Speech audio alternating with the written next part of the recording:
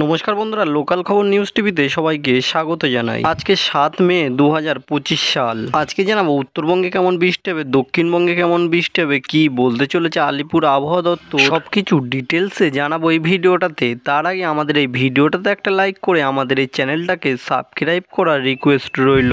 আজকে প্রথমেই জানাবো পশ্চিমবঙ্গের দক্ষিণবঙ্গের জেলাগুলোয় কেমন বৃষ্টি হতে পারে।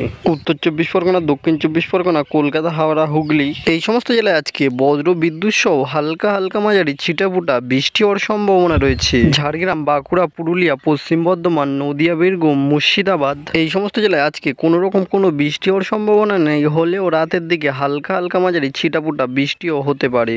দক্ষিণবঙ্গে আগামীকাল থেকে কোনো জায়গায় কোনো রকম বৃষ্টি হওয়ার সম্ভাবনা এখনো পর্যন্ত 2-3 দিন দেখা যাচ্ছে না, হলেও দুটো একটা জেলায় ছিটাফোঁটা কোনো রকম বৃষ্টি হওয়ার সম্ভাবনা রয়েছে। এবার দেখে নাও পশ্চিমবঙ্গের উত্তরবঙ্গের জেলায় জেলায় কেমন বৃষ্টি হওয়ার সম্ভাবনা রয়েছে। দার্জিলিং, জলপাইগুড়ি, কালিম্পং, আলিপুরদুয়ার ও কুচবিহার এই সমস্ত জেলায় আগামী 2-3 দিন কোনো রকম কোনো বৃষ্টি হওয়ার সম্ভাবনা এখনো পর্যন্ত দেখা যাচ্ছে না। দিনাজপুর ও মালদহ জেলায় এই সমস্ত জেলায়ও এখনো 2-3 দিন কোনো রকম কোনো বৃষ্টি হওয়ার সম্ভাবনা এখনো পর্যন্ত জানাননি আলিপুর আবহাওয়া দপ্তর। এই ছিল আজকে পুরো পশ্চিমবাংলার আপডেট। Thank you friends, thank you for watching video.